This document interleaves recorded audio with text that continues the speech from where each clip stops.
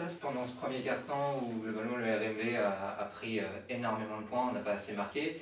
Est-ce que vous attendiez un début de match aussi compliqué de vos joueurs? Un petit peu, effectivement, parce qu'on a joué mardi contre le Havre et que du coup, on n'a pas pu s'entraîner normalement avec une semaine complète pour s'entraîner.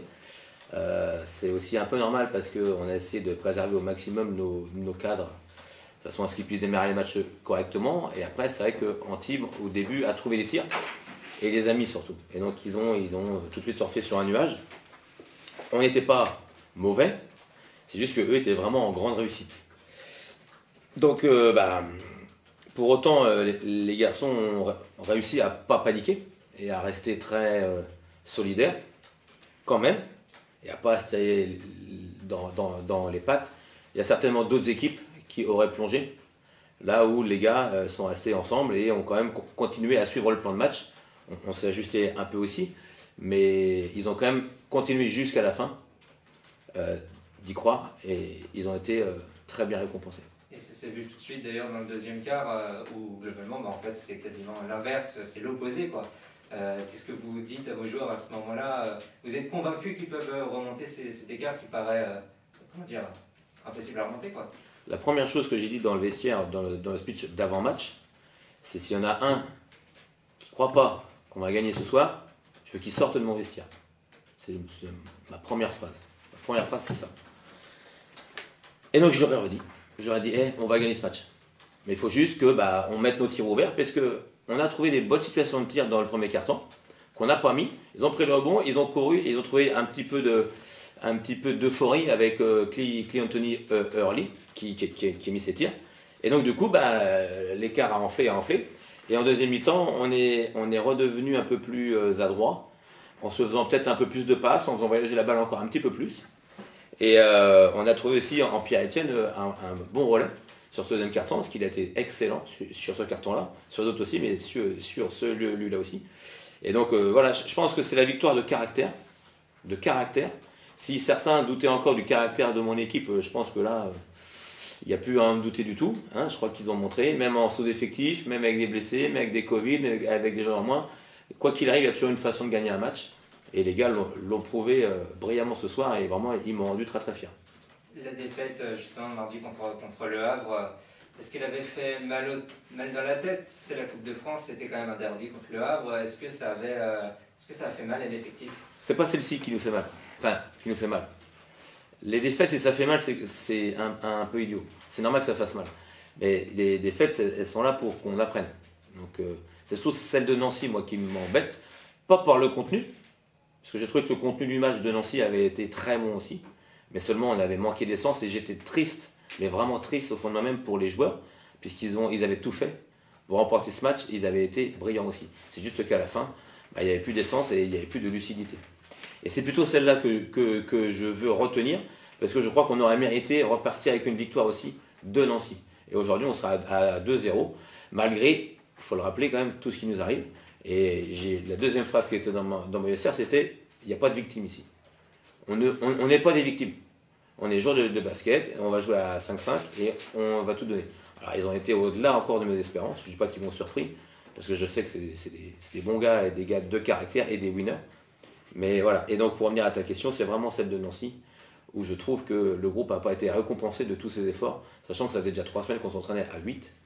Heureusement, et là je vais glisser un petit mot pour le centre de formation, on a des joueurs, et le centre de formation qui nous a bien aidés, on ne le met pas souvent en avant, et là sur ce coup-là, on a pu profiter de Matteo Koué, qui a joué un petit peu d'ailleurs mardi face au Havre, on a pu profiter aussi de David Gasso, qui a fait une petite entrée en jeu, qui a pu faire souffler un peu, et ça c'est important, non seulement leur présence au match, c'est très bien, ils prennent un petit peu d'expérience, mais aussi de pouvoir s'entraîner avec les pros, et d'aider les joueurs majeurs, et d'apprendre à leur côté aussi.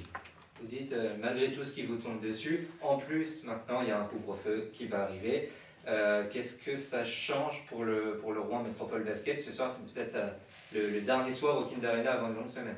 Alors, je ne suis pas dans le secret des lieux, mais je crois savoir que le club s'organise et s'active en coulisses afin de pouvoir organiser les matchs en journée, que ce soit le vendredi un petit peu plus tôt, le samedi ou bien le dimanche. Donc je crois que toutes les forces vives du club sont mobilisés pour essayer de continuer à faire perdurer le spectacle, et je crois que les gens vont avoir envie de revenir après ce qu'ils ont vu ce soir. nous, ça ne change pas grand-chose pour nous, parce que un des leitmotifs aussi pour nous, c'est de dire, si on arrive à traverser cette période très difficile, entre les blessés, les Covid, le couvre-feu maintenant, et tout, et qu'on arrive à rebondir quand même, on va rebondir beaucoup, beaucoup, beaucoup plus fort.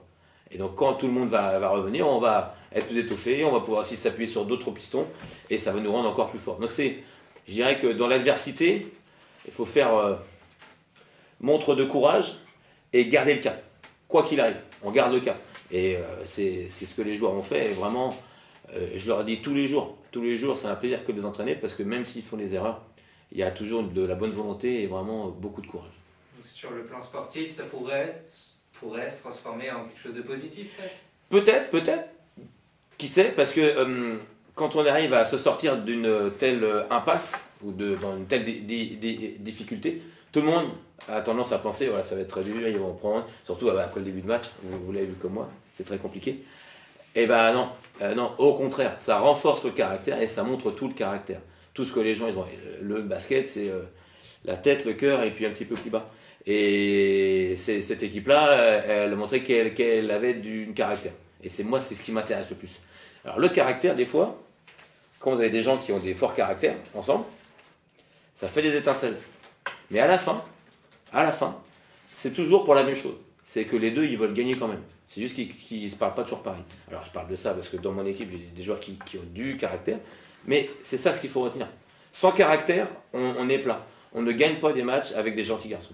Ça n'existe pas. Un petit mot quand même sur la salle, juste ce soir. On sait qu'on va partir sur un couvre-feu, mais la salle a été quand même... Ça a été une salle extraordinaire. Vraiment extraordinaire. Moi j'étais très inquiet. J'étais vraiment très très inquiet. Et alors là, ça a été une salle super. On les a vu se lever, pousser. À la fin, tout le monde était très très heureux. Je crois vraiment que les gens qui sont venus ce soir, je suis sûr qu'ils vont revenir. Parce qu'après ce qu'ils ont vu, c'est juste incroyable. Pour nous, c'est un mini exploit. Il faut quand même bien le dire. Il y a les joueurs qui vont revenir. Amine va être retesté lundi. Samir devrait reprendre aussi lundi. Donc on va retrouver des forces vives. Et les deux et les trois avec Manu sont dans le même caractère, les mêmes moules. Il y en a pas un qui sort plus la tête que l'autre.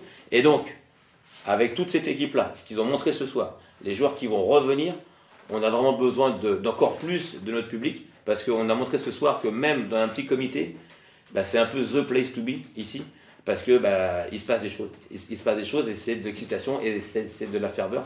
Donc j'espère qu'on sera suivi pour le prochain match face à Denain. On ne sait pas encore quand est-ce qu'il aura lieu, mais vraiment, j'encourage et j'espère qu'ils vont venir voir parce que alors, les garçons le méritent, mais en plus, ils vont voir des choses. C'est sûr et certain.